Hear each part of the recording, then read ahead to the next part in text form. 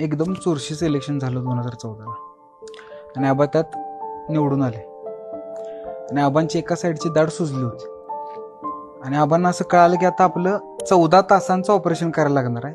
Cancer झालाय, तो कितव्या स्तराचा ह्याची सुद्धा आबांना कल्पना आली. ज्यावेळी आबांना कळालं तो दिवस आणि ऑपरेशनचा दिवस, ह्याच्यामध्ये विधिमंडळाचं एक सेशन होतं.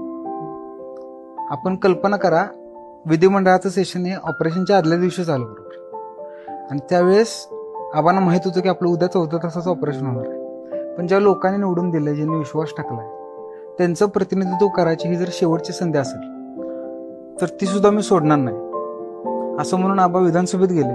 आणि जर त्यावेळी विधानसभेत आबांनी केलेलं भाषण आपण ऐकलं, कोणीही सांगेल की अनेक विनोदी भाषणं जी विधानसभेत झाली असतील त्यातलं सर्वाधिक विनोदी भाषण हे आबांनी त्या दिवशी केलं. आणि त्यावेळी आबांना माहित होतं की उद्या आपल्या जीवन मरणाचा प्रश्न उद्भवू शकतो. या किस्स्याचा ज्यावेळेस मी विचार करतो त्यावेळी मी या किस्स्याबद्दल एकदा असं लिहून ठेवलं होतं की बुद्धिबळाच्या पटावर हत्ती सुद्धा मारला गेला, वजीर सुद्धा मारला गेला, पण बुद्धिबळाच्या पटावर जोपर्यंत राजा चालू आहे तोपर्यंत डावाची वेळ चालू आहे. युद्धामध्ये हात सुद्धा कापला गेला, पाय सुद्धा कापला गेला, पण लक्षात ठेवा, जोपर्यंत श्वास चालू आहे तोपर्यंत खेळ चालू आहे.